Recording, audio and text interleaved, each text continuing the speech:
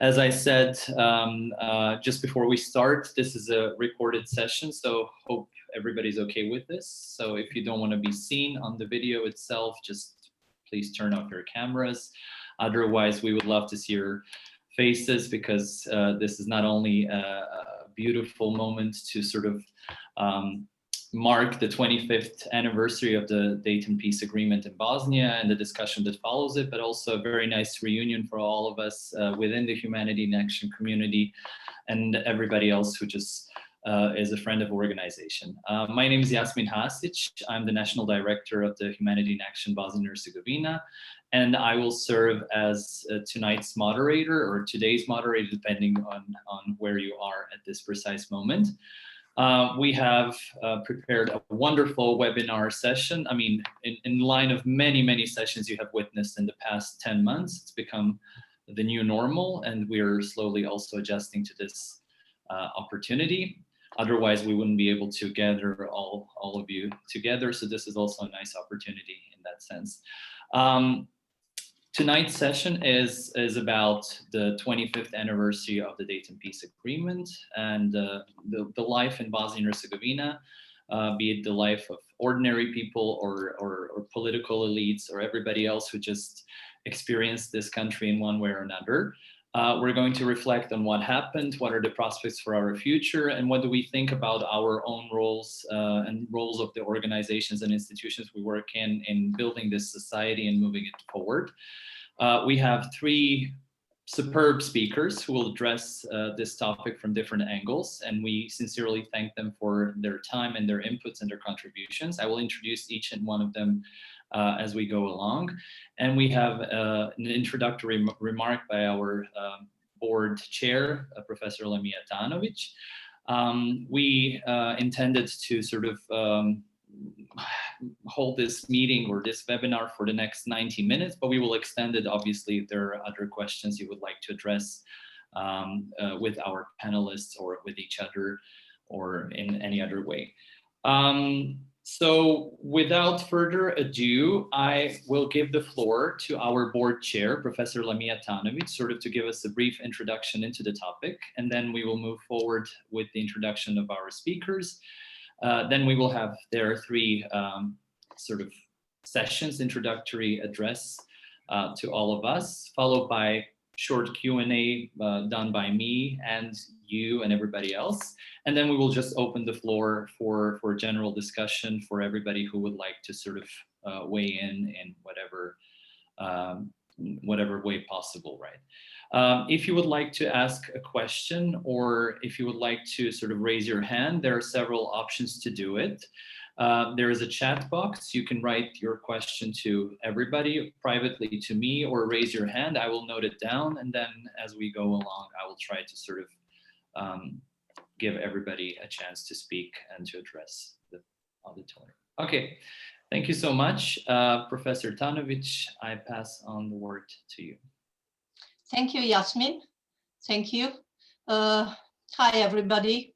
As you all know, we have organized this event on the day that the Dayton Peace Agreement was officially signed 25 years ago in Paris. It happened today, quarter of a century ago.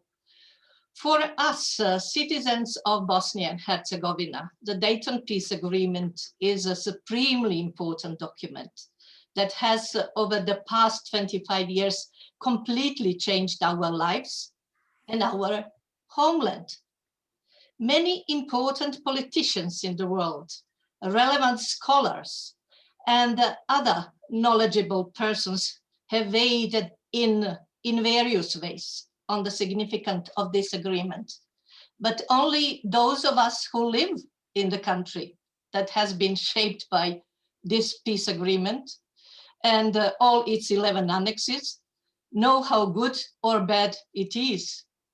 And that is the reason why there are two local Bosnian Herzegovinian experts participating in our webinar. They are not only academically qualified, but also have the personal experience of living in this country, organized by the Dayton Peace Agreement as a very extravagant state. They are, as Yasmin said, Dr. Hazim Karčić and Dr. Maja Savić-Bojanić. The third speaker is Dr. Kurt Basiner, an American scholar and an expert in this field, whose expertise is especially valuable given that he has spent a number of years living and working here in Bosnia-Herzegovina. I hope that our speakers will, in their remarks, shed light on many of the aspects and consequences of the Dayton Peace Agreement that have been holding Bosnia hostage for the past quarter of century. Many say that way. I trust that from their remarks, and especially from the discussion following them, you will be able to understand how the Dayton Agreement has created a non-functioning state that cannot develop in a normal way and cannot achieve its goal, and that is Euro-Atlantic integrations. Also, it is very important that as part of our meeting today, we highlight the inexplicable consequences of this agreement. And first and foremost among these are the denial of human rights to citizens of Bosnia-Herzegovina, rampant discrimination based on ethnicity, unbelievably in 21st century. I know that these 100 minutes maybe is not enough for such an ambitious program, but let us try. Thank you so much, Professor Tanovic. Thank you. I have received some questions about the bow tie. I have to sort of give an explanation that this is a support to our friend who's producing bow ties made out of recycled textiles. So if you're interested, there's a PM, you can reach out. But to all of the other, the official policy would be, it's a celebratory day. We're celebrating 25 years of peace in Bosnia. So this is why I'm wearing this. So just for the record. Okay. I will introduce our first speaker, Dr. Kurt Basiner. He will address us with the broadest sort of perspective on today's topic, and then we will move forward with the address of Professor Karčić and Professor Bojanić-Savić. But I will introduce them one by one instead of doing all three at the very beginning. So Kurt Basiner is a very dear friend of our organization ever since its very beginning, especially in Bosnia-Herzegovina. His professional work with the Democratization Policy Council has been very well received and very well cited and quoted in Bosnia-Herzegovina. He completed his PhD at the University of St. Andrews in the United Kingdom, focusing on power sharing settings in different countries, including Bosnia-Herzegovina, North Macedonia, and Lebanon. He has previously finished his master's degree at the Central European University in Prague, written dozens and dozens of papers and a very useful diplomatic handbook. He has worked on many issues related to Bosnia-Herzegovina since he lived here from 1997, if I'm not mistaken, until 2005, and then remained sort of active in the country later. Kurt, thank you so much for being with us. I pass the word on to you and take it away. Thank you so much. Well, thank you, Yasmin. Just a few corrections. I was there from 2005 till 2016. So I left Sarajevo to begin my PhD at the University of St. Andrews, which I just completed at the end of September. In fact, I'm putting the finishing revisions on it now. That does not include Lebanon, though it was initially going to be one of my case studies. It was just biting off more than I can chew, though I think it does fit the model that I sort of developed. So yeah, jumping right into it. I mean, the Dayton Agreement was not just a peace agreement, but also included the constitutional order of Bosnia-Herzegovina that was agreed at that in those negotiations in Dayton, Ohio. To my knowledge, it's the only such agreement where a constitution is sort of grafted into an international peace treaty. But and there's no question that ending the war was absolutely necessary. I think the benefits of peace, however flawed peace, are still benefits of peace. But that said, what is bequeathed? What we see now is Bosnia-Herzegovina is a particular kind of captured state, owing to those incentives in that agreement, who it was built around, what it was built to accommodate. And so it's baked into the institutional structure and source code of the country. So it remains a system designed by warlord party leaders, for warlord party leaders. And it did have external guardrails and enforcement mechanisms. They're still there legally, to curtail their ability to leverage fear, coercion, and also which were applied over time to allow the building of the state that still exists. So many institutions were built into intervening really in the first decade after the war, up until about 2005, 2006. So the presumption that attended the signing of the Dayton Agreement was that these parties were proxies for their communities. You know, this guy says this for them, etc. And therefore they would remain dominant. And I think that latter presumption is definitely the expectation of the party leaders. The fact that they speak for their communities, everybody who fits B, C, or S, Bosniaks, Serbs, or Croats, I think is evidently false now. I think that has become quite clear, particularly in the past, say, 5 years, 6. So the November 15th local elections that were held demonstrated the friction with that narrative, that people do not necessarily want to vote in those baskets.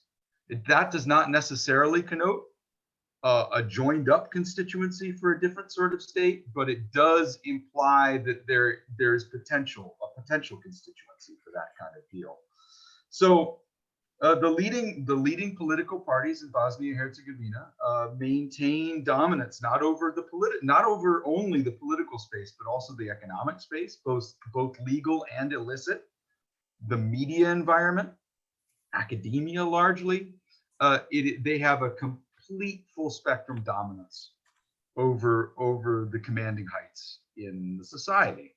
So it remains a very difficult society in which to gain initiative and make that pay. So what Dayton also did, and the Washington Agreement that was done in 1994 between the Herzegovinian Croats and the government of Bosnia, the Republic of Bosnia-Herzegovina, brokered by the United States, that began the process of ethno-territorialism, formalizing it legally, but it also began the process that was imported into the Dayton Agreement of vesting most of the power in those middle layers of government, so the entities and the cantons. What happened after the war, and this was reflected in both the state building process, but also the effort to create local authority and vest that with some meaning. So, for example, mayors in most of Bosnia-Herzegovina's municipalities are directly elected now, as of 2004, which is something party leaders generally don't want. And Dodik has made his displeasure known after his party lost Banja Luka. That was retro-engineered. So those competences became stronger. And what we have seen since about 2006, when the presumption that prevailed, which was that European Union and NATO enlargement would impel the political elites to do the heavy lifting, to change the governing systems, to adopt reforms, build institutions to allow Bosnia-Herzegovina to join their club. I think that's been proven wrong in the intervening 15 years. I think that's readily apparent. But that retroengineering has taken a beating. The state has been hollowed out, and municipalities have been denied even their legal competences and resources to go along with them. They've been used; these have been used as political levers. So what you have is a top to bottom dominance of those political elites, those party leaders. So the government org structure looks very complicated, and it is very complicated, but the political organization structure is very simple. So it creates a perfect camouflage and a way to avoid responsibility for those political leaders. But the reality of politics, the dynamics are quite simple. I'm going to share my screen with you right now, just to be able to demonstrate what I would believe, I think the political dynamic is in Bosnia and Herzegovina now. Now, this is very simplified and simplistic by design to demonstrate the dynamic. But whatever those in the political elite of Bosnia and Herzegovina, whatever they're divided about, and they're divided even over whether there should be a state or not, they can agree on three fundamental things. They want to be able to keep what they stole. They want to remain positioned to keep stealing and abuse their political authority in other ways. And they want to remain unaccountable for that, both politically through dominance in the political system and stacking the deck, but also legally by supporting the police and the judiciary. So as long as they are able to do that, which this system allows them to do without external pressure placed upon it, nothing is better than that for them. That is why there is no forward movement toward the EU and NATO, and there will not be as long as this is the constitutional structure. I can guarantee that. I don't have a crystal ball, but this is political physics. And so the dynamic works this way.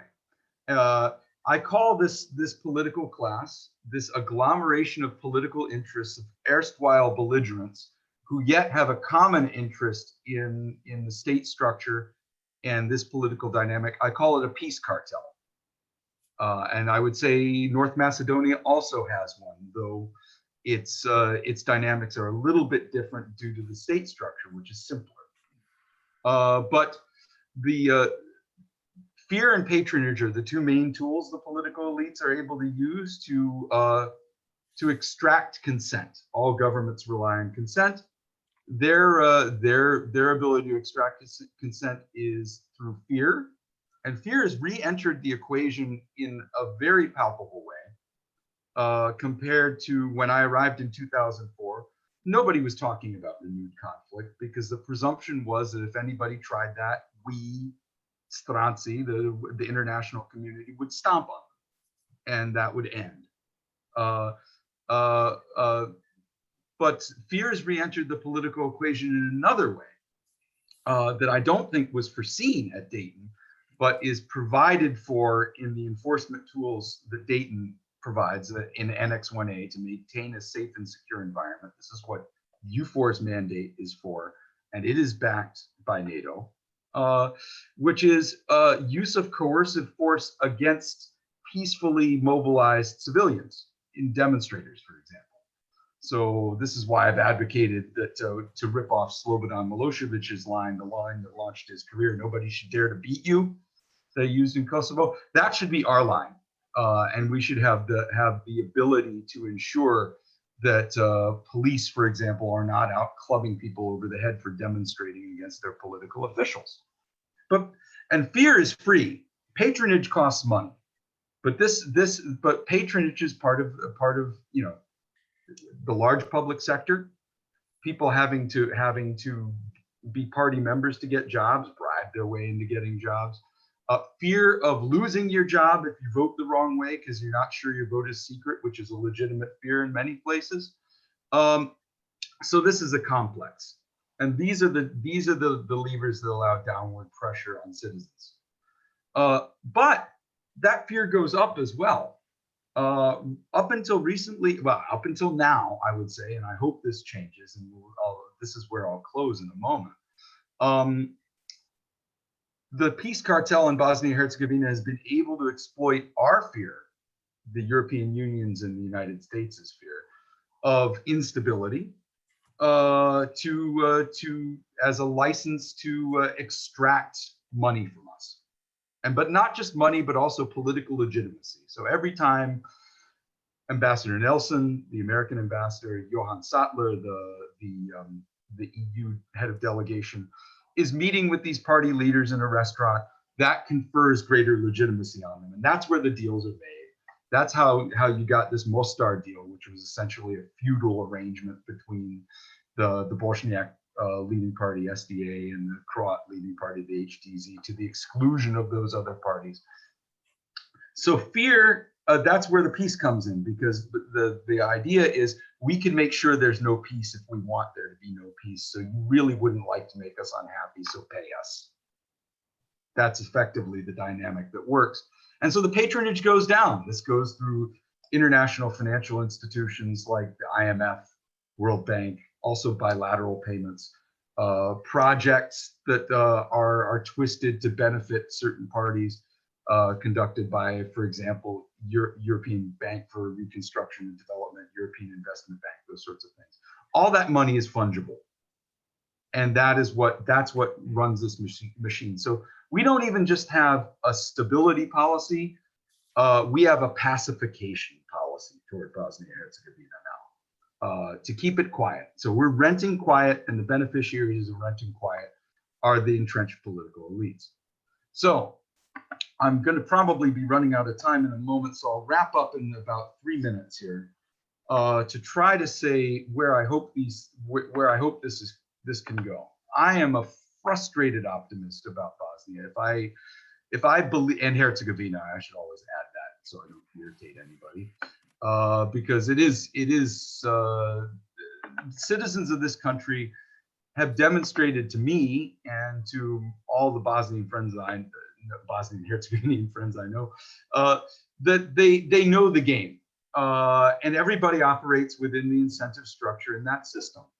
So I think obviously the outsiders can't fix Bosnia and Herzegovina alone, but we can create a much better playing field for those citizens who do want a different social contract, and that will precede a constitution to replace the Dayton Annex IV constitution, to get traction right now where it's a very unforgiving environment. So I'll show you what effectively happened in North Macedonia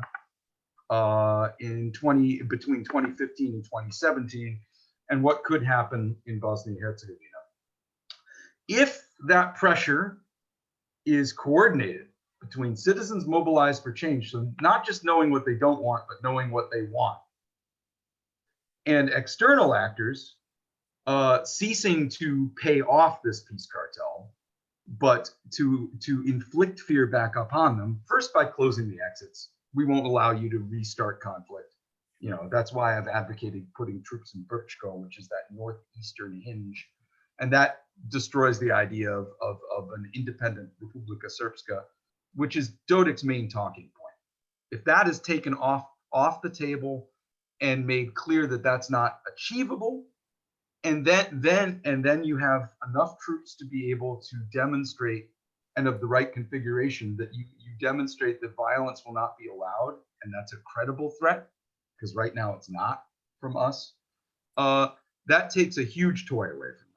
Then you can cut off the money. It has to be in that order, because if you cut off the money first, then fear is free and they'll gravitate in that direction. You could really squeeze them in this sort of pressure sandwich, but this has to be coordinated. This is why my colleague Senada Sherošavić and I have argued that the only real partners in Bosnia and Herzegovina have to be citizens who want something different. We should stop referring to your political leaders as partners, because they're only partners in effectively pacifying the country and limiting citizens from having dignity and having their voice. So I'll wrap up there. I know that was very telegraphic, but I look forward to our discussion. I look forward to hearing from the other panelists, their views. Thank you.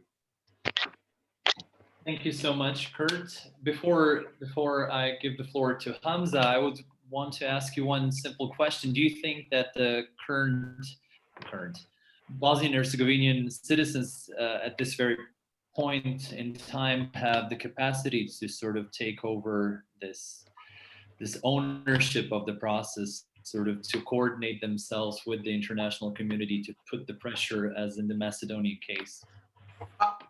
The honest answer is I haven't seen that manifest, but I've seen signs of I've seen signs that demonstrate to me that there's a constituency that's waiting to be conjured. It needs local leaders. I think there are those local leaders at local levels, particularly outside the main cities, despite the breakthrough in Sarajevo.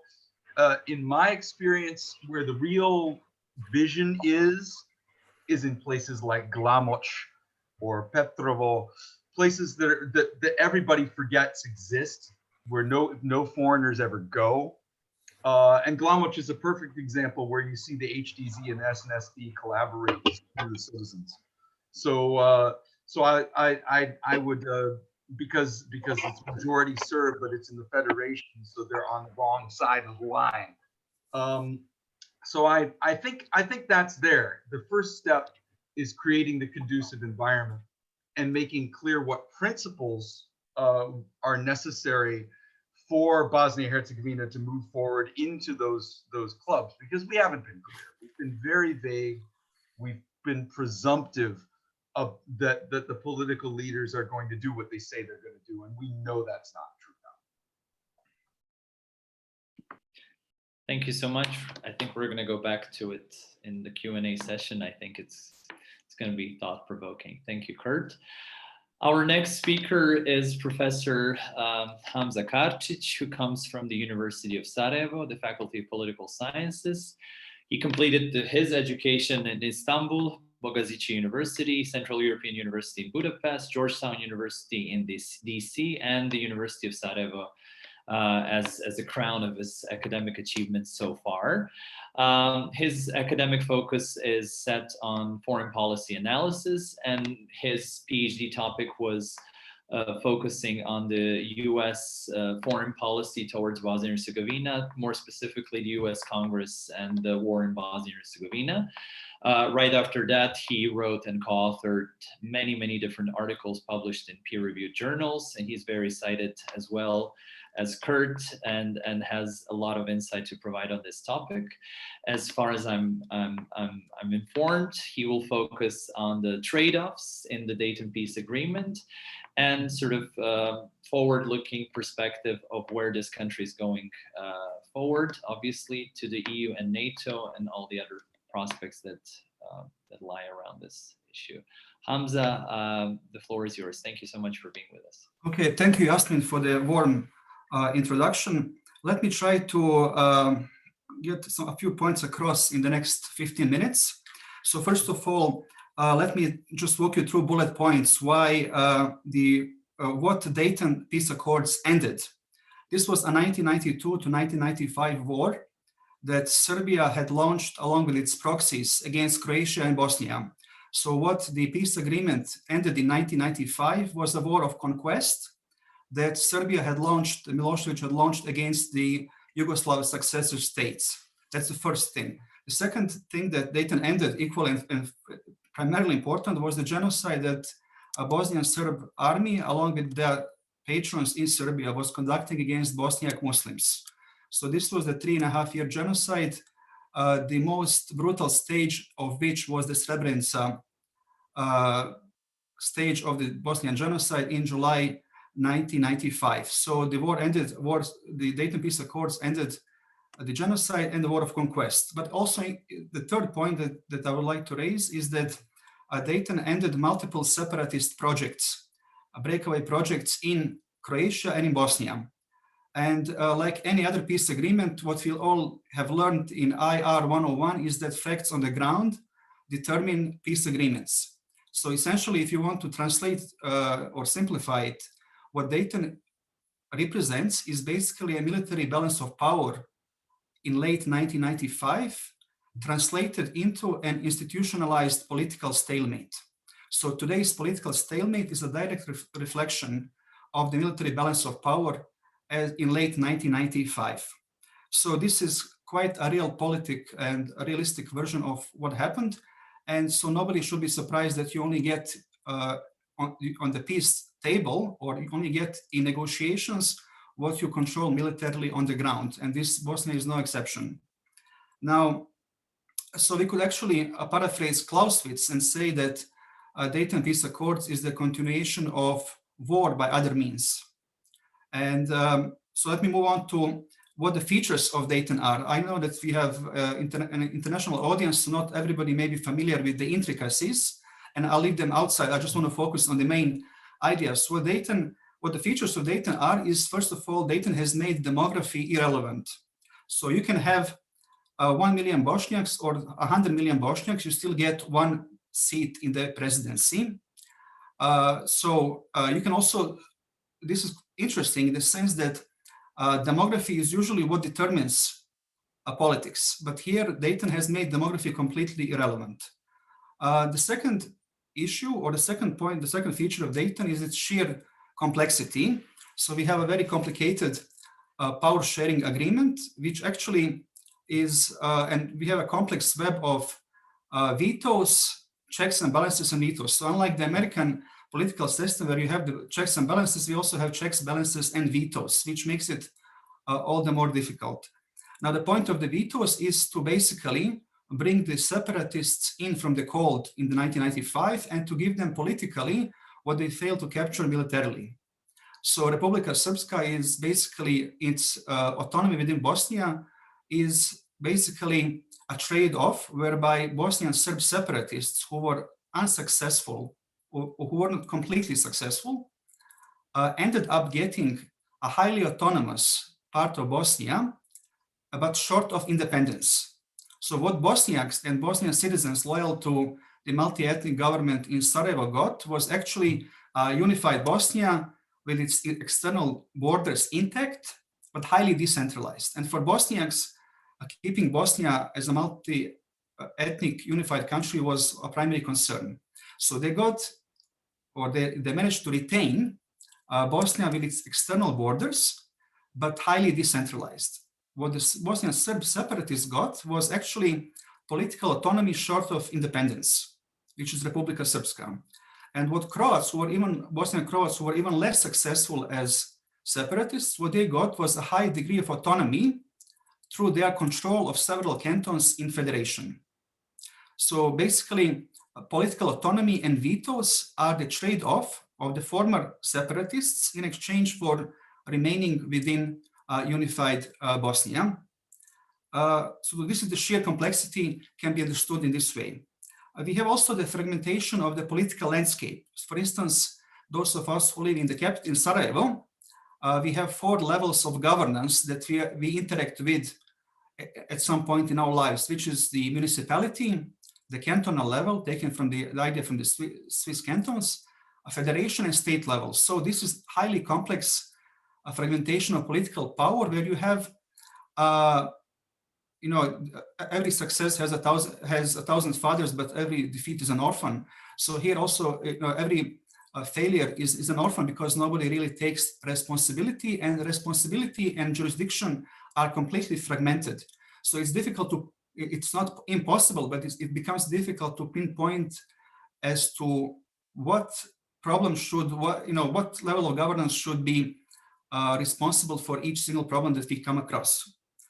So the more levels of governance, yes, the greater decentralization, but also it leads us to greater corruption, because if you are talking about permits or from investments onwards, you're talking about four levels of governance that foreign investors have to deal with. So what was maybe intended as decentralization has turned into something far more dangerous. And also we have local power holders and local power brokers who actually have managed to position themselves as local chieftains, and thereby they only pay lip service to the higher levels of governance, federation or state level. So the fragmentation of political space has actually led to the emergence of multiple and numerous, there's an inflation in the number of local power brokers. So this then further breaks down any sense of responsibility for any success or especially for failure. Now, if this is all the case, why do we still have Dayton intact? Why hasn't it come apart? Several reasons. Let me walk you through the bullet points. First of all, the Dayton Peace Accord was the best possible peace deal of all the worst. It was the worst of all the worst deals, of all the bad deals. It was the least worst. All the European peace proposals had partition of Bosnia cloaked in the language of, polite sounding decentralization. What Dayton Peace Accords held, and this is to the credit of the Clinton administration, is that it really didn't openly partition Bosnia, unlike the previous European Chamberlain-like peace plans. So for Bosniaks, this was very important that not only did Bosnia remain intact, but also that US troops would be sent to implement the peace accords. And unlike the previous European peace plans, which were completely unacceptable, this was the least worst option. You should also not forget that this is late 1995. In 1996, it was the presidential elections in the US. So the failure to clinch this deal on the part of Bosniaks would have meant that there would be no American peacemaking initiative in 1996 because of the elections. And, it is in 1997, you would have either the second Clinton administration or potentially a Bob Dole administration. And in either case, would you have serious peacemaking in Bosnia before the summer of 97. So for Bosniaks, the failure to clinch this deal in late 95 would have been a major opportunity cost, meaning that the war would have been prolonged for another year and a half or so. And there was no guarantee that US peacemaking, and peace proposals would be on the table if Bosniaks had failed to, if the Bosnian government delegation had failed to accept it. For the Bosnian Serbs, the failure to capture Sarajevo and to overrun the whole of Bosnia had become apparent. So they settled for a high degree of autonomy, short of independence. Croats, as I mentioned, Bosnian Croats had failed as separatists. So they managed to trade their wartime gains for local autonomy. So what is interesting with Dayton is that former separatists have become institutionalized, and they have only continued their wartime politics through peaceful means. What Dayton also established are these hundreds, if not thousands, of public officials at the various levels of governance, whose instinct and natural interest is to keep the status quo as it is. Because any streamlining of bureaucracy for the purpose of cutting down in size the bloated bureaucracy would render hundreds and hundreds of officials completely unemployed and irrelevant. So no cantonal minister wants to be unemployed, and no cantonal prime minister wants to trade his local fiefdom to be a municipality clerk in a larger city.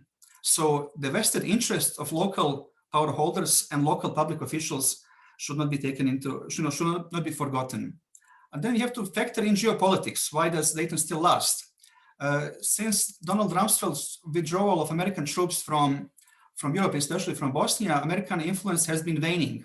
And I think Farid Zakaria's idea of post-American world can also be felt in Bosnia. The idea that the US is not as influential today in Bosnia as it was 10 years ago.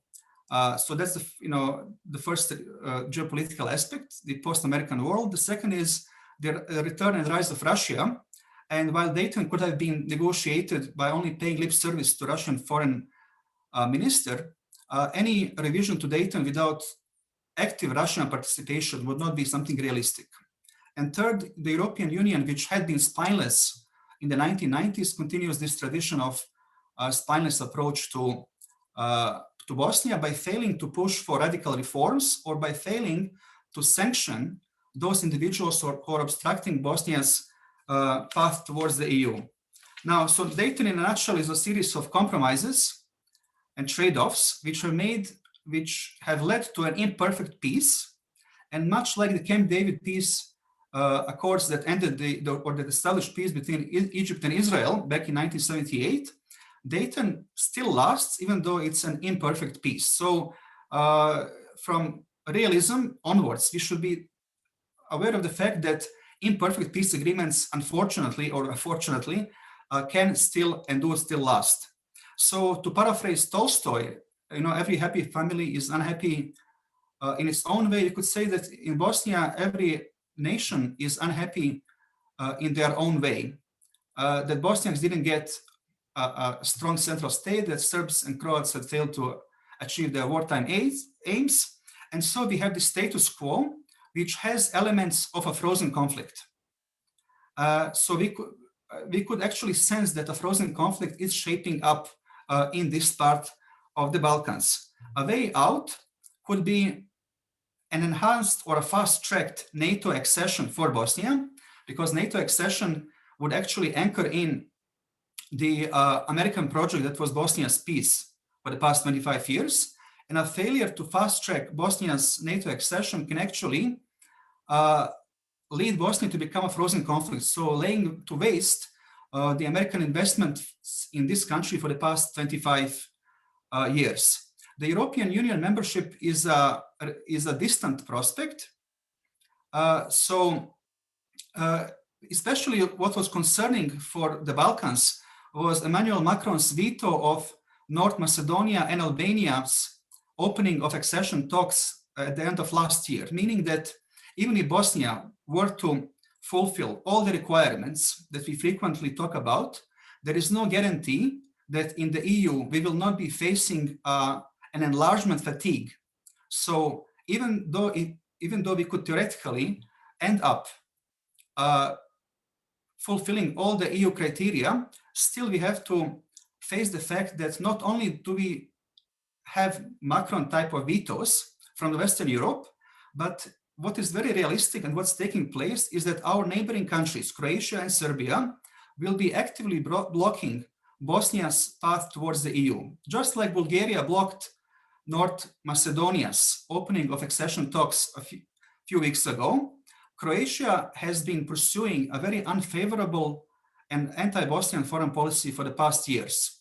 So the idea that I heard from my professors and from analysts for the past 10 years that Europeanization of the region is good for Bosnia has proven out to be a complete sham. And actually Croatia's membership in the EU has only made it possible for Croatia's nationalist leaders who openly declare their anti-Bosnian, anti-Muslim sentiments to actually camouflage and package their national interests as European values. So in the same way that Slovenia applied pressure on Croatia from the position of an EU member state, and that Croatia is applying the same pressure to Serbia as an EU member state, we're going to be facing the prospect and the likelihood that Croatia will be acting formally as an EU member state, but in a de facto fashion, imposing its national interests, camouflaged and packaged as European values. So I would say that joining NATO is far more important and far more realistic because of American presence and American dominance of NATO than is Bosnia's accession to EU. And the EU accession will take some time. So I would like to stop here. I may have spoken too long, but I'm happy to take any questions. I just had a few points that I wanted to make to convey across. Thank you.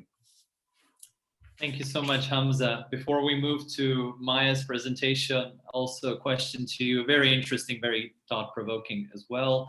And you have opened so many frontiers for us to tackle your thoughts. It's just amazing. Thank you. Everybody who participated in the war in one way or another kept sort of appearances, remained relevant in the post-war period as well. And then the country was shaped by different processes ever since. If somebody was to ask you, because we have participants from all around the world and the levels of knowledge about Bosnia is different. If somebody was to sort of ask you a very straightforward question, do you think Bosnia is a failed country, weak country, incomplete country, state, whatever you perceive, what would you tell them? Well, in a nutshell, you could say that Dayton is deficient, but it still lasts. And that we are stuck with a 25-year-old inadequate and insufficient peace accord.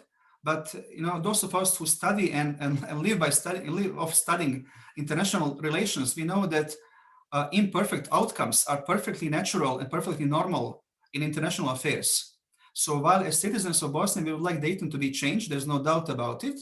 we should also be aware of the fact that a number of geopolitical factors need to be taken into account, but also that Dayton has perpetuated the structure of conflict so that it is difficult to undo in peacetime what was achieved back in the 1990s.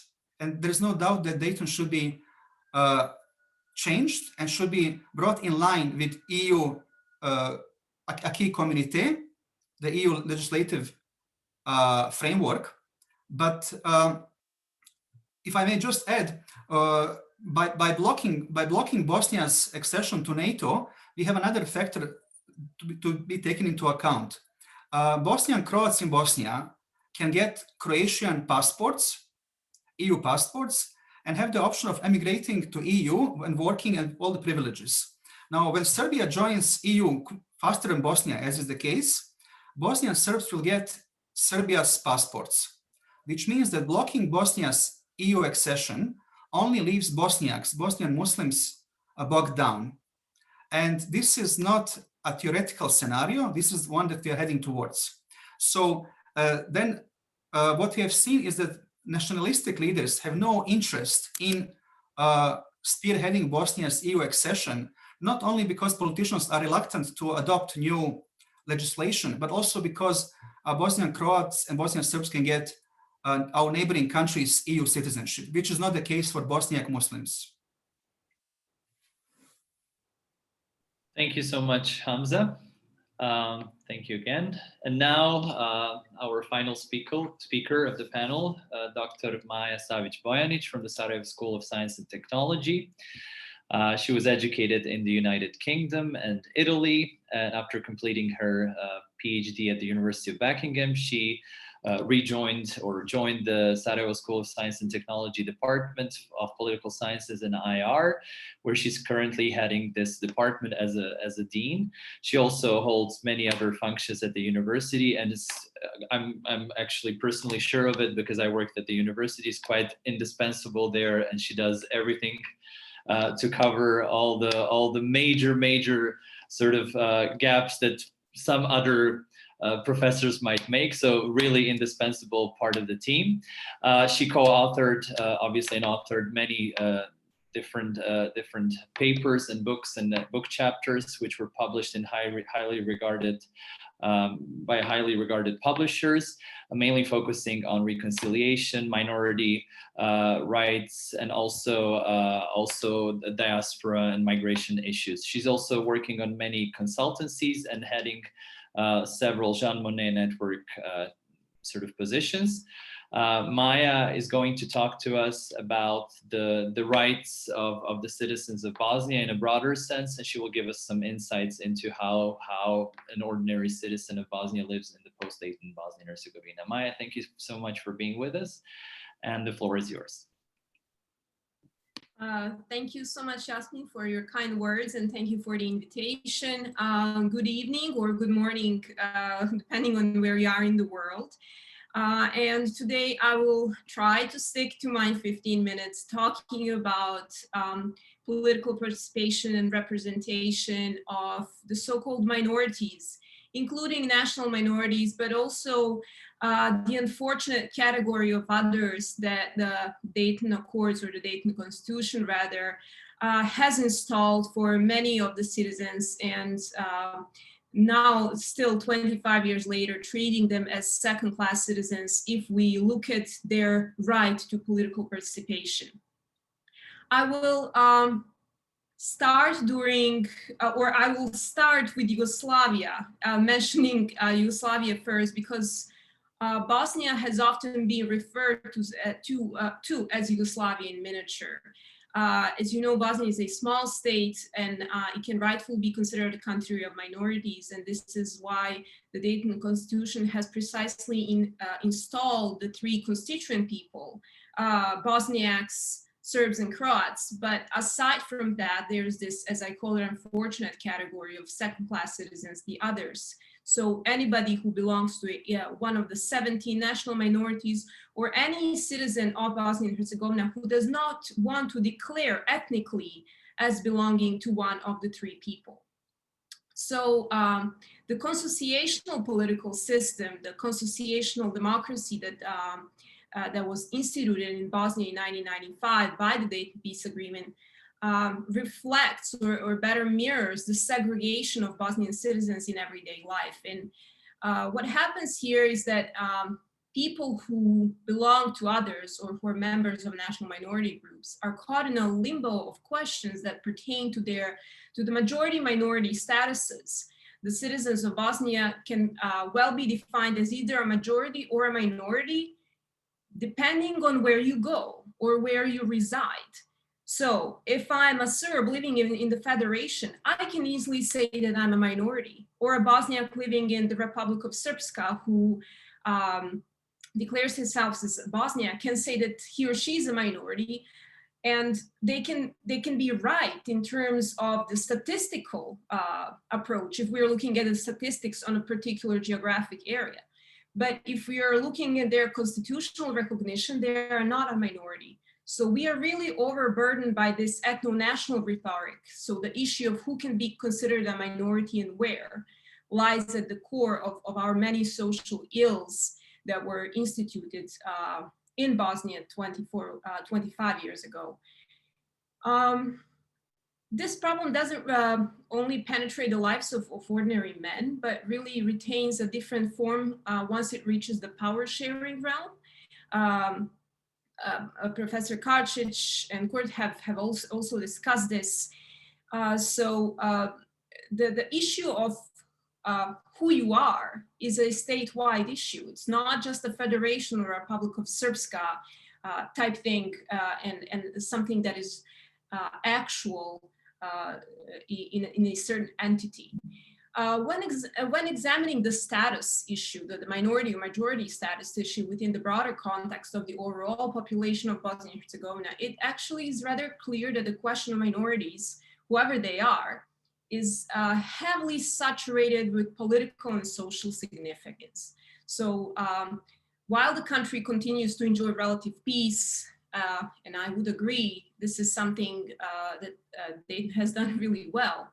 25 years later, and we are still in a peaceful country. The legacies of Dayton really hold an unyielding grip over contemporary social policies and power sharing politics, both of which severely underscores our, and I say our Bosnians, meaning internal stability, and undermine our Euro-Atlantic path.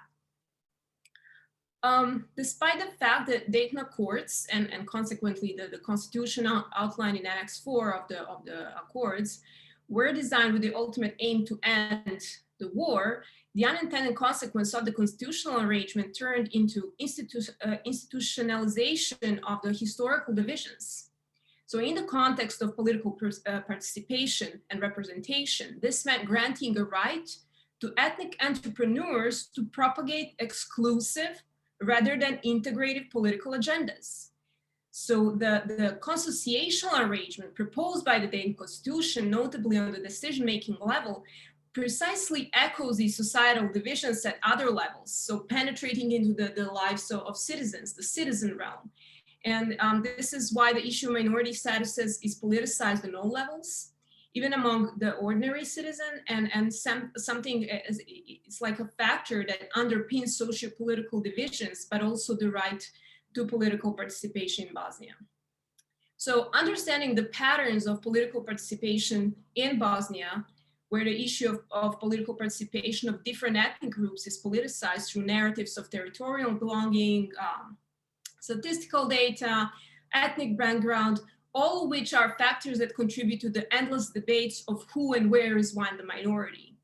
The statistical differences, which I talked about in the beginning, or just actually mentioned, the statistical differences in the number of constituent people across the country significantly contribute to state-shattering internal stability, overstressing and strengthening the pre-existing nationalistic discourses. This is what Dayton has allowed us to do.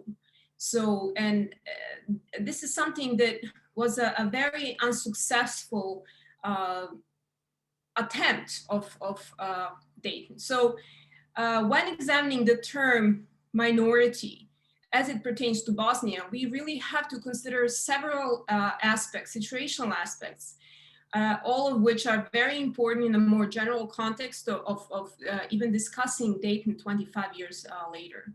First of all, in the context of Bosnia, this is my first point, we can differentiate between two understandings of the term minority.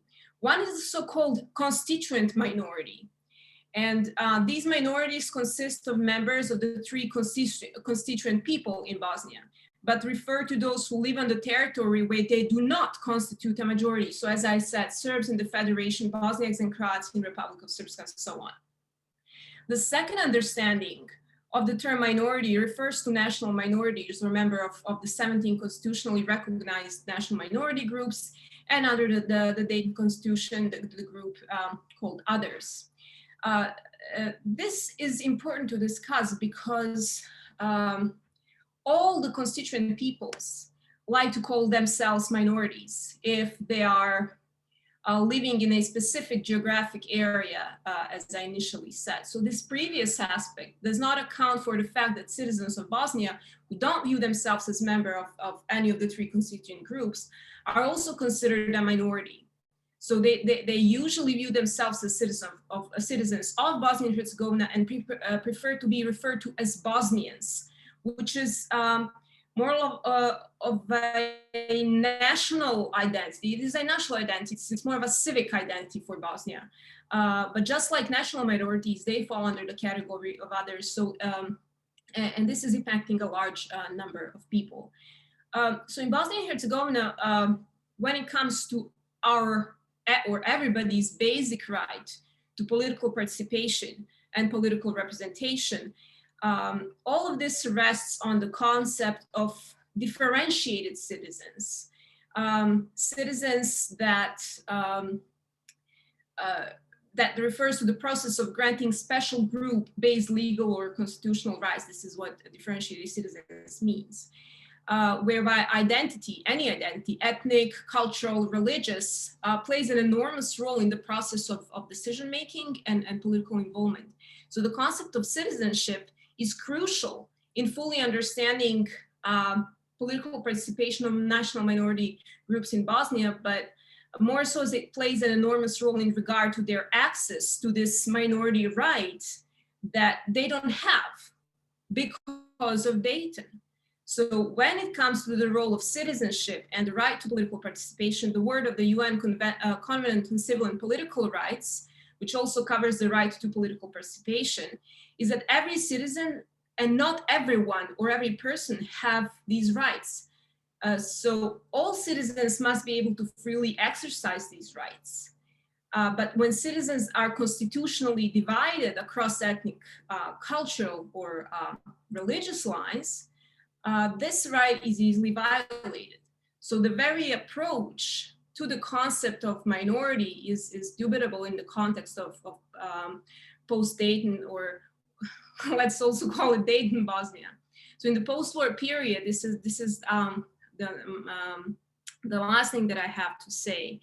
In the post-war period, the dilemma of who can be considered a minority and who has the right to the power sharing realm, who has the right to hold office, and who can be chosen to sit in a particular position according to this national key, as we call it.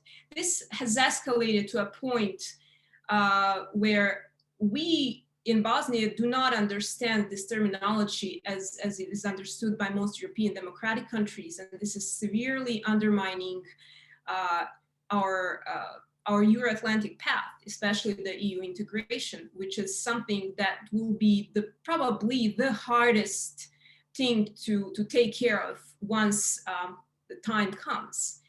So this terminology is severely abused.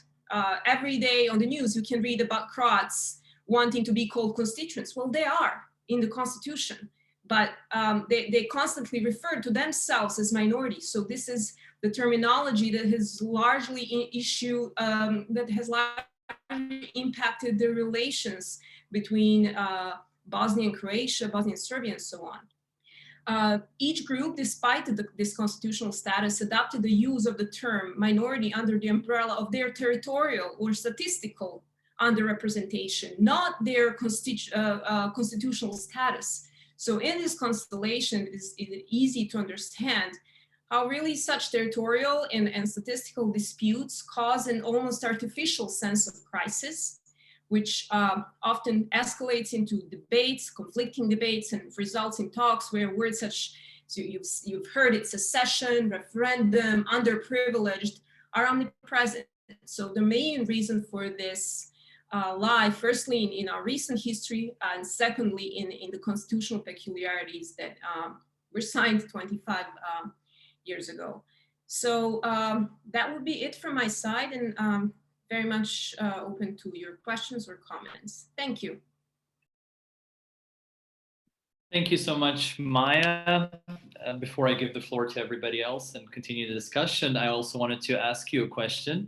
I sit around young people all the time, and when we discuss the constitutionality and the rights of the minorities or constituent peoples or others in the context of Bosnia-Herzegovina, what I often hear is that none of it matters, everybody's going to leave. So this is the very sad sort of truth that we're living in. So nobody really cares about this anymore as much as they did perhaps 10 years ago, 15 years ago, and so on and so forth. It was really, really important. And ever since it became important, since Sejdić and Finci ruling. However, leading to my question about the constituent peoples, others, national minorities, and so on and so forth, we're all often put in a box where we have to sort of choose. Either we give rights to everybody or we don't. Either we solve Sejdić, Finci, and all the other rulings, or we don't.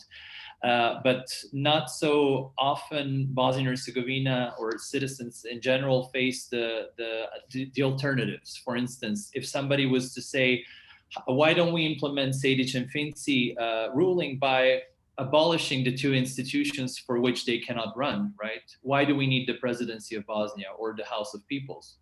Let's just abolish this from our constitution. Let's transfer this to the Council of Ministers. Let's transfer powers from the House of the Peoples to the regular House of Representatives, and so on. Or let's amend the constitution by saying, let's choose 3 members of the presidency and give them different identity. Those selected by potato lovers, those selected by carrot lovers, those selected by spinach lovers. And then everybody before elections can just say, I want to be voted by potato lovers, spinach lovers, carrot lovers. And in that way, you wouldn't discriminate anybody or force anybody to choose an identity which is, not fitting their own sort of ethnic background. What would you say to those accusations? Do I really see them as accusations? I mean, I love your proposal, but I think Kurt has explained very well that this is not what the power sharing people want to do. They want to remain in power in order to be able to keep what they stole. And this is what gives them legitimacy. These ethnic division, this ethno-national discourse, the symbolism, the myths that they use to actually stay there. It's not even maybe right to say that it's populism, but they have perfectly been able to use this in order to do just that. And unfortunately, Dayton allows for this. So yeah, obviously a constitutional reform is needed, but this is going to be the hardest thing to do, because this ethnic identity will be the hardest to let go, because it will rip them away of so many privileges that it brings them in terms of political representation and what they can do with what they called my people. So I see. So it's more than just identities and belonging. There's something else in the mixture. Layers, I would say. Okay. Of that, yeah. Good to know. Thank you. Thank you so much. Okay, I'm gonna open the floor now for our participants who have been very patient, very eager to listen to your introductory remarks. I have several people lining up here. First was Nicola Lero. Hi, Nicola. Nicola was in our Sarajevo fellowship, long time no see. He says he has 2 questions for you. So I'm gonna give the floor to Nicola so he can address you all. Thank you so much for being with us, and everybody else. Just goes without saying, I'm so happy to see all of you. Nicola? Okay, thank you, Yasmin, and hi, everybody. Yeah, long time no see. So I'm happy, actually, to kind of, yes, have this celebration of 25 years of Dayton, which is all my life, basically. But I have two questions. The first one is for Kurt. So the question is, like, in this scheme, which I liked, the second scheme of socio-political dynamics that you propose, with the coordination between citizens and international community as something that maybe we should strive for. I do like it, but I have a question, maybe for you to give a comment on the role of the international community regarding justice for David and justice for Jenan. So we can kind of see actually that we have, because Yasmin mentioned, like, do people really have this initiative and will? And they do. And they do. Like, currently, I am in Banja Luka, and gatherings are forbidden by the Ministry of Internal Affairs. So Justice for David, which is now official initiative, cannot gather, right? So where is the support? Where is this link, this coordination between international community and citizens when we do have two big initiatives? And I'm afraid that momentum is kind of, let's say, leaving us. So this is the first question. And the second question is for Maya. Thank you for referring to big issues in Bosnia, which is definitely identity. And I have a question, which is, like, when we talk about minorities in Bosnia, and why we always talk in the realm of politics, in the realm of constitutional rights. And my question is this: do we, by, for example, let's say, emphasizing Sejdić and Finci case, actually reinforce the politics of ethnic identity as the main politics in Bosnia? So my question is, do we in that case develop basically ethno-nationalist multiculturalism? And the second, yes, it is possible. And the second question is, even if we implement Sejdić and Finci, even if we, like, give equal rights to everyone in the domain of liberal multiculturalism, my question is, and I refer now to Will Kimlicka, a great author, what is with the ground level? What is with the individual level? Like, why would people accept it? Why would Serbs still accept, Bosnian Serbs, like, accept others, etc.? So where is this gap of argument, how to implement this multiculturalism, not on a political or institutional level, but on the ground level? Thank you. Thank you so much, Nicola. My pen, I dropped my pen. But Kurt, Maya, please take the floor. And if anybody else has questions, please either address me in the private or raise your hands. We'll be happy to take it. Thank you. Thank you, Nicola, for the question. And it's a very good one. And I think the sad reality to that, because you're right. I mean, that would have been an opportunity. And I've talked to other people who were involved as well, that you know, the Americans were in the void. We've had 4 years where we have, you know, somebody I call our America's first Balkan president in charge, an operating style that is very familiar to Bosnians and people in the Balkans. I mean, it's playbook stuff. I think because we've had this sort of pacification approach, there is a default setting with diplomats and bureaucrats against civic mobilization. I'm not saying that everybody fits this script, but there is they don't know, for one thing, they usually don't know how to deal with them.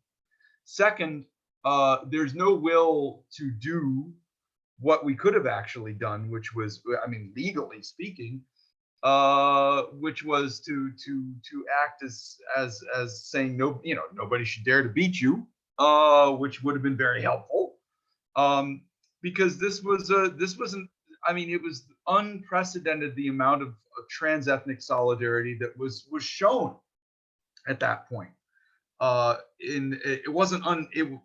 Ethnic solidarity was not unprecedented, but it was an unprecedented degree.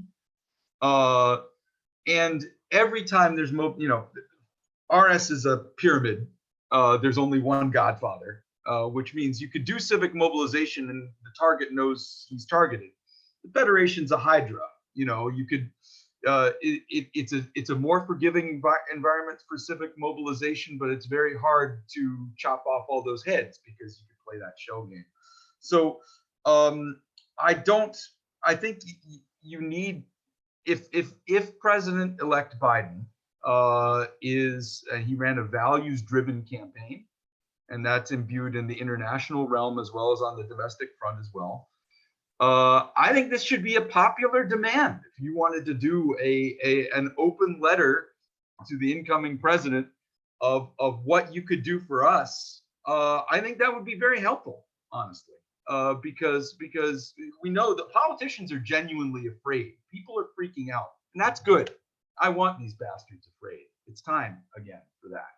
But I think direct information of what would be helpful, as well as what would not be helpful, like cutting more deals with these guys, would be useful, because we do have it in our power to rein them in. We can't fix the country, but we could definitely make it easier for people like you and those you mobilized with to show that there are different alternatives that now sound like science fiction to most diplomats who think they just have to play with the pieces on the board.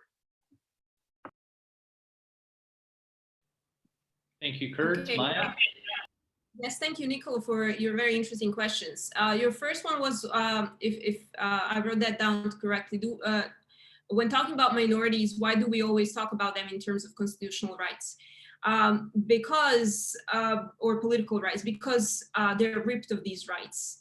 And they have been a part of our country, even when we were part of Yugoslavia, and are even today. They have greatly contributed, all of the minority groups that we have here, they have greatly contributed to the society, to the politics, to the economics, and many social aspects of that. And now all of a sudden what Dayton has brought is a complete lack of a basic right to political participation and representation. And this is, I have done a lot of research with these groups, actually. I've been among them, and this is the only thing they're talking about. So they remain very unhappy, and their only idea right now is that they want to leave because they do not feel not just represented, but also unable to influence politics in ways that would be beneficial for not just for national minority groups, but also for the wider society, for people who are saying they're Bosnian. So not just members of national minority groups. And this is very unfortunate, but when a group or groups in the case of Bosnia are lacking a basic right, unfortunately, that is the only thing that we talk about. So yes, we are emphasizing this identity politics with that, in a way reinforcing what Dayton wants us to enforce. But in the constellation that we have here, in what we have on the table, this is the only way for a large portion of the society, if we're just observing the others in general, to look at, because if this is the only pathway that they can take, this is what they have to do. It would be easy to abolish this, but this is certainly not something that would be supported by higher instances in politics. So even if we implement, say, the Čvinci, your second question, what is with the ground level versus the individual level? So why, you said, why would Serbs accept others? Is that, if I heard it correctly, if you can repeat that?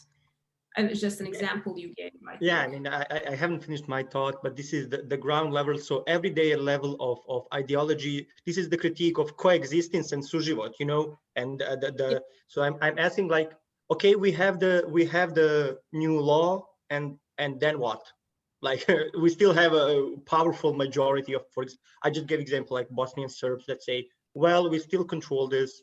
Like, okay, we will accept them and blah blah blah, because the concept of tolerance in some situations failed, you know, in this way. So I'm afraid that it might reinforce. But let's take it just with this ground everyday level. What would change the law benefit actually everyday lives? Yeah, thanks. Okay, well, on one hand, a group right should not be identified with group differentiated right, which is a term that Kimilka used to describe a right that is given to a particular group, but not to the larger society within which the group exists. This is the vice versa. We would incorporate a smaller part of our society into the larger society just by offering them a right that is a basic right that they have, without stripping the others of their other rights. They would be able to dominate, but the smaller groups, the small minorities, the others would be happy because they would be able to be represented. We would not have this balance in representation. We would not completely lack civic or civically and liberal oriented political parties. So we're not talking about group rights for one group and ripping off the other group from those same rights, but more like moral group rights on one hand, what we really prescribe and strive for in every democracy, and that is for everybody to have the basic rights. We're not talking about group differentiated rights where we are asking for an indigenous minority to, let's say, be given a piece of the territory in which they can live. This has nothing to do with territory, but just with basic representation and a degree of influence in the society, if only on the local level. It doesn't have to be just as in case of, say, the Trinity on the state level. But again, yeah. Thank you so much, Maya. We have a second round of questions. Professor Tanovic and then Nikos, followed by Professor Tanovic. Yes, my question goes to Professor Karčić. As you know, it may be very trivial because I have no political science background. I'm just physicist, and but I have this bitter experience in living in this country created by this Dayton Peace Agreement. So people of the country are supposed to at least participate in creating their own constitution. That much I know. We had no idea at all that someone who was discussing peace, achieving peace in our country, is redesigning our country. For me, myself, it was a big shock, particularly when I realized in what kind of country it is turned, my previous homeland. And yes, people who have designed that constitution, this is Annex 4 of the Dayton Peace Accord, and they were very much aware how extravagant it is, and they prepared some instruments in order to resolve some problems if they come on the way forward. And when I say so, I particularly mean on Annex 10, which gives an extremely wide mandate to the High Representative. And the last High Representative, Mr. Inzko, has been here for 11 years. And he has never used this possibilities of resolving so many problems in this country. And I wonder why. So these are basically two questions. Why? Could the peace agreement be done without changing the constitution? And the second one, why this extremely wide mandate and strong mandate? This guy can do whatever he likes, basically, in this country, and he's never doing anything. And not only him, some previous high representatives as well. Maybe Paddy Ashdown was the most efficient, I would say. But all others, they didn't do what they were supposed to do. That's it. Thank you so much, Professor Tanovic. Nikos, maybe you can ask your question directly, and then we can have our speakers, panelists, address all of your questions at the same time. Nice. Great, thank you. I would like to thank all the speakers for their input. Well, I'm studying, like, my bachelor degree was in Balkan, Slavic and Oriental Studies, and now I'm doing my master in international relations, and I'm focused on the Western Balkans. So, and Bosnia is one of these countries. So I would like to ask all the speakers, so whoever wants can answer, what went wrong, and now, you know, Bosnia is stuck in the same situation for over 20 years now. We're discussing the same problems, the same issues. There has not been any progress in comparison with, let's say, Albania and North Macedonia, who are moving forward now with the EU accession and NATO accession. What went wrong? Do you think that the Dayton Accords, who are a solution at the time, maybe are keeping the country back right now? And also, one second question is, what do you think about external actors in relation with, you know, Bosnian politics? We know, for me at least, I can see Dodik is not a team player, for example, about his relationship, you know, with Russia, with Vucic. Do you think that all these external factors, Serbia, Russia, now China, Turkey as well, do you think that they add on this turmoil and in this uncertainty? Okay, it's a big issue, but if you can just give me like a short input, I would really appreciate it. Thank you. Thank you, Nikos. Back to you, Hamza, and everybody else who wants to weigh in.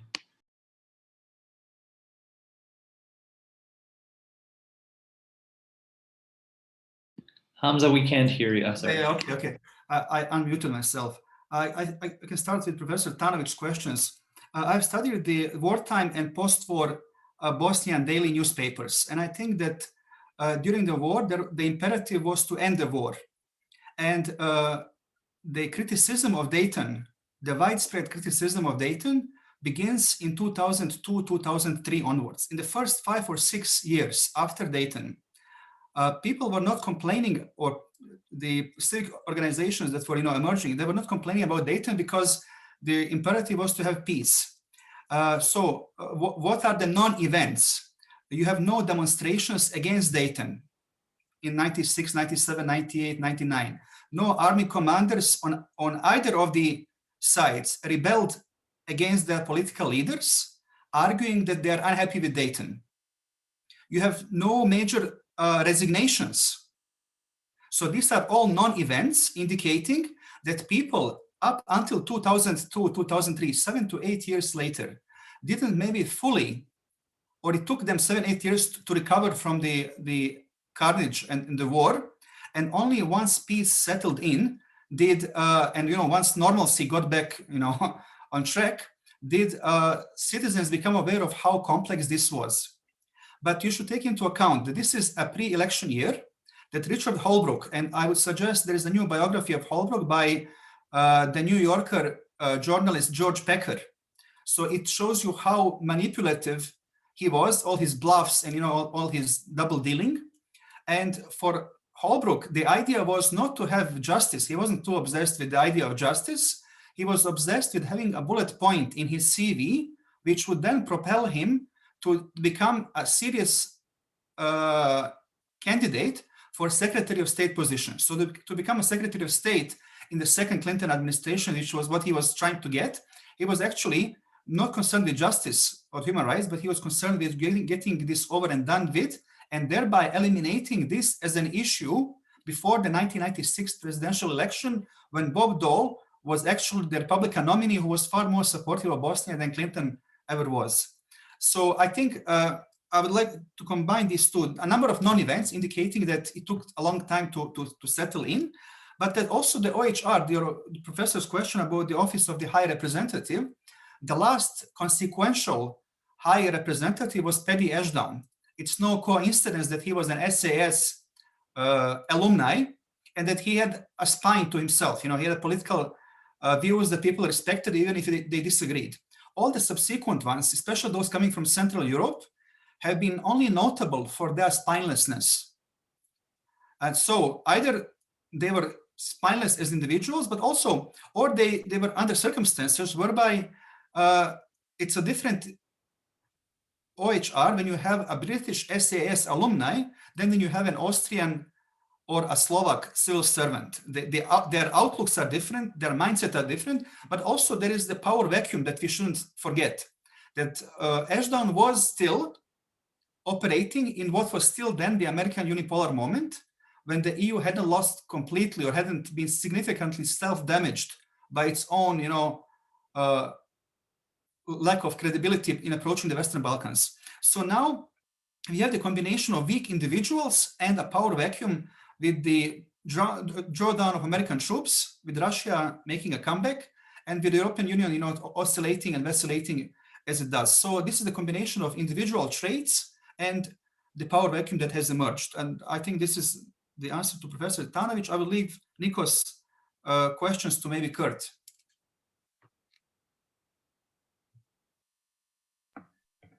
All right, thank you. I'll try to address. I mean, you're right that Bosnia and Herzegovina is stuck, and we should try to remember that not, you know, 15 years ago, Bosnia and Herzegovina was ahead a lot of these countries. I mean, a lot of that's the state building project was largely to facilitate Bosnia and Herzegovina moving forward, and at that time there was this idea that so long as Croatia and Serbia were moving forward, Bosnia would follow in the slipstream.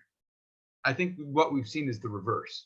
That so long since Bosnia has become a topic of dispute and there's a question mark over it, it's brought out the worst in its neighbors. I think that both Serbia and Croatia in the EU have gone backwards in their democratic development on a lot of vectors. Since in the past decade, and Croatia accelerated once it became part of the EU. I agree with Professor Karcic on that point, that it enabled irresponsible policy. It didn't start then, but it kicked it into a higher gear. So what went wrong? Part of it was I mean, it's a philosophical problem. It's not a mandate problem. There's an European Union theology, for lack of a better term, that it has this transformative power. This idea was forged after the Big Bang 2004 enlargement, which was a big deal, and it was largely successful. Now you've seen the backsliding of two of the star members of that class, but Hungary and Poland in particular. But that, I think what that illustrates is not that it was a false reading in 2004, but that once you're in, you don't have leverage over the members.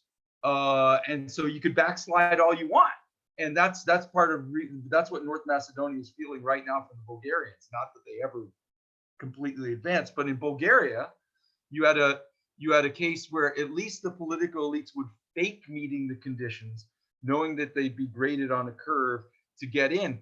Bosnia and Herzegovina's politicians won't even do that, because what they have now is a better deal than anything the EU can offer them.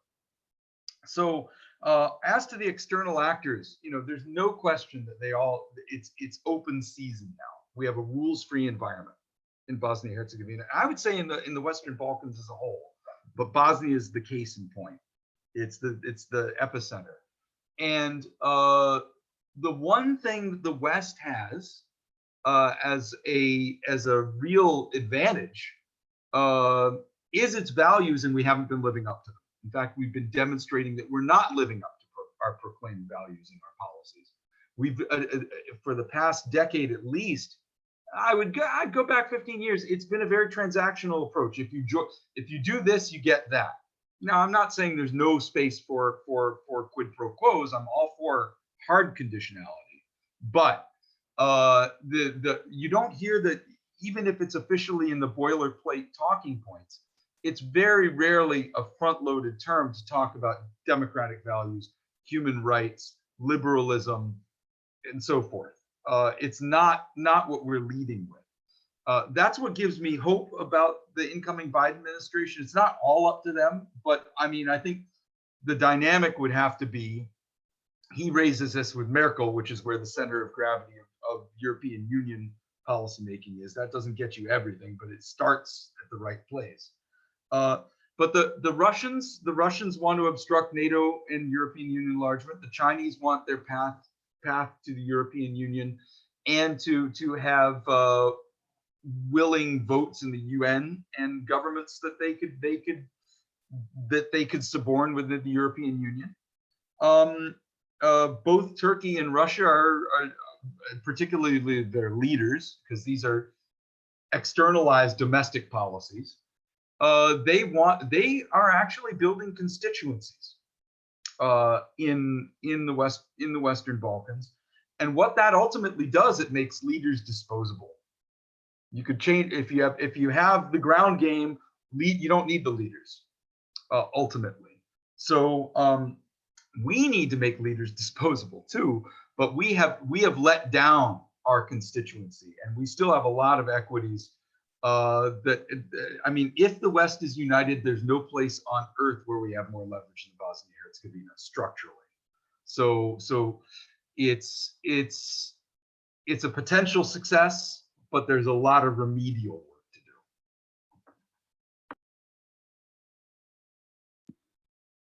Thank you. Maya, would you like to contribute, or can we move forward? There's one more question that I have in line, but please do if you have. I think you can move forward. Okay, thank you. Emir, I think it was you who had another question for our panelists. Please do. Thank you, Yasmin. Thank you for hosting this event, and I would like to greet everyone here and thank them as well for giving their speeches. I'm not sure to who is this question referred, but maybe to Kurt, as he has just talked about the international community and their impact in Bosnia. So I have read a lot of literature regarding the 25th anniversary of Dayton, and it seems to me that basically every foreign policy expert is advocating for the international community to step up, for the Biden administration, for the OHR to reintroduce bond powers and etc. And it seems that everyone has given up on the domestic actors. But however, like just under a month ago, we had an election, and we have seen that at least some changes happened, and that these ruling nationalist parties have lost both Sarajevo and Banja Luka. So do you see, are you optimistic, how optimistic, or are you at all optimistic if these actors can maybe help to introduce some progress to Bosnia and Herzegovina, or are we reliant like 100% to the international community?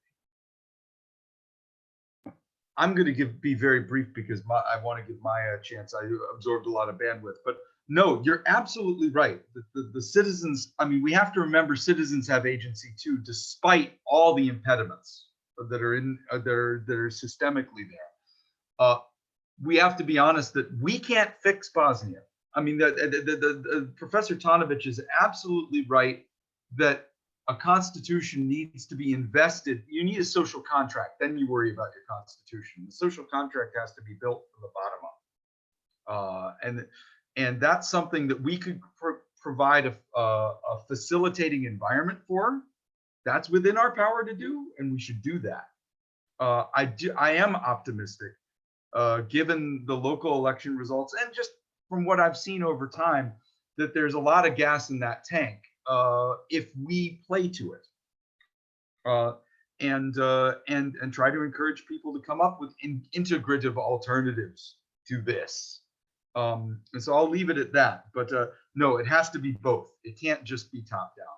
And while you need the big stick, I think it's better to demonstrate the weakness of the political leaders rather than just chop their heads off, and limit their ability to do damage, because that's a job citizens should take on to get rid of these guys.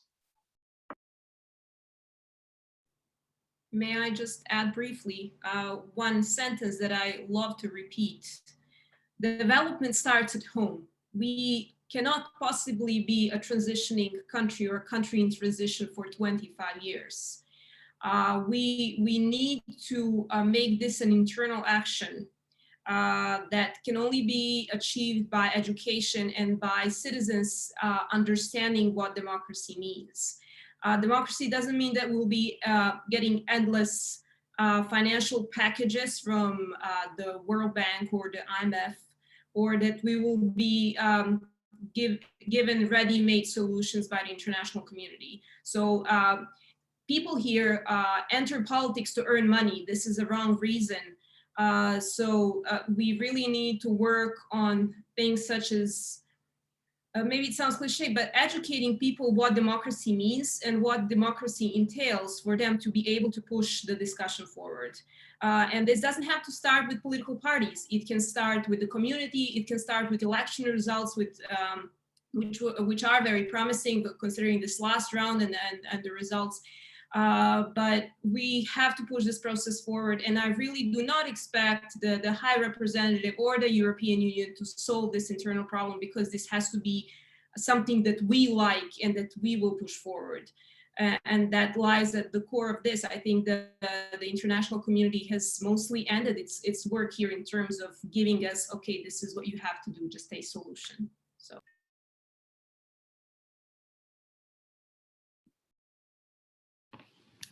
Perhaps this is the perfect segue to our concluding remarks. I've listened to an interview of Valentin Inzko, the High Representative, just given recently. He said the OHR will enter into its third stage of sort of engagement with Bosnia-Herzegovina, the first one being 95-2006, the interventionist period. Then the second one, 2006 until now, which is the non-interventionist period. And then the third one will be sort of a mixture. When we see things are going in a bad direction, we will intervene, definitely. So the third stage is apparently happening or is about to happen in the future. Can you, in 1 or 2 sentences or 1 or 2 minutes, conclude how do you see this development affecting the future of this country and the post-Dayton development as your concluding remarks? In whichever order you want. We can start with Maya, then Hamza, then Kurt, sort of to reverse the initial introductory remarks. Maya? I would just say that I would applaud that, because there we have the potential and the possibility, a right momentum to actually take off where they left and really tailor what we need to do to tailor a new setup based on Dayton or not on Dayton. This is something entirely that is up to us, but I really applaud that moment, and actually I look forward to that here in the country. To semi-interventionist period of OHR. Okay, thank you. Hamza?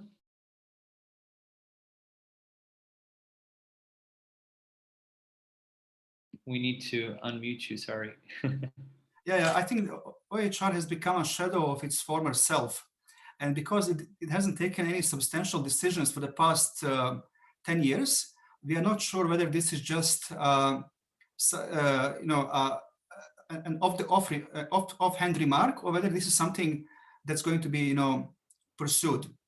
Also, it would be interesting to see if the OHR were to suspend or dismiss any nationalist politicians who are obstructing Bosnia's path towards EU, whether those politicians would actually oblige. Because during Paddy Ashdown's time, it was taken for granted that with the American troops on the ground, that OHR decisions were self-implementing. Now, there is no guarantee that politicians in positions of power will actually do that. And if they fail to do it, what are the coercive mechanisms to force a decision? So because OHR hasn't taken a controversial or a substantial decision for the past 10 years, it's difficult to measure the remaining relevance of the institution. Thank you. Thank you, Hamza. And Kurt, your final sort of words and conclusions. Yeah, I mean, I think that what Hamza just said was absolutely correct. I think that the posture should be, and this would have to come from the top, is and be jointly transatlantic, is that we can enforce the bad old rules until you agree on new rules, and we need to. We have a rules-free environment now. But that would entail investing those institutions, the Office of the High Representative and EUFOR, backed by NATO, with resources and political support, and clear what it's for. So this third stage that INSCO talks about, I agree. I mean, we've seen what free range Dayton is. This is free range Dayton. And so free range is over. You need to coop those chickens. And that is something that I think that closure will limit their ability to do damage. But I think you need a new person at the top of the Office of the High Representative to project that this is a new order, which is not to say that it's going to lead progress, but it'll prevent further regression and enforce rules. And I think that person should be an American. There's no rule that it can't be.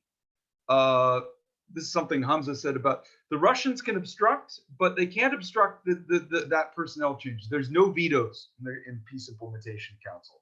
It's supermajority rules, so you need Western unity, including the Canadians, the Japanese. They could make other problems. But that's why getting troops before the NATO, the Chapter 7 mandate comes up again in November. That's why those troops need to be invested before that, to change that dynamic. So I think that you could change a lot in a relatively short period of time if there is the will to do so, and that would give the space that Maya and Emir just spoke about for citizens to prove that they want something different. And that's our people need to hear that, because right now the presumption is that Čović, Dodik, and Bakir speak for the people. Thank you so much. On this wonderful note, I would like to thank you all for your insightful contributions, really, really thought-provoking, and I really enjoyed this session. Though I'm aware that there are several hundred sessions marking and commemorating and what have you, Dayton Peace Agreement, I think we've given our contribution with your superb remarks and obviously the questions from our audience and everybody else who stuck with us listening and paying attention and hopefully taking something from this session. We hope to see you all very soon. Perhaps not in 25 years to mark and commemorate the Dayton Peace Agreement 50, but sooner to sort of jumpstart the new ideas about how we can build a better society and a better state, and perhaps a reformed sort of vision of what we've done so far, so to keep the young people leaving this country and maybe attracting some to come back and build a better future for everybody. Thank you so much. Thanks to our office, thanks to our board, thanks to our speakers, to all of you, and see you soon. Have a great evening. Sorry for extending this for a little bit, but I think it was worth it. Thank you so much. Bye-bye. Bye-bye. Thank you. Bye-bye. Thank Thanks you. a lot. Bye, everybody. Bye. So.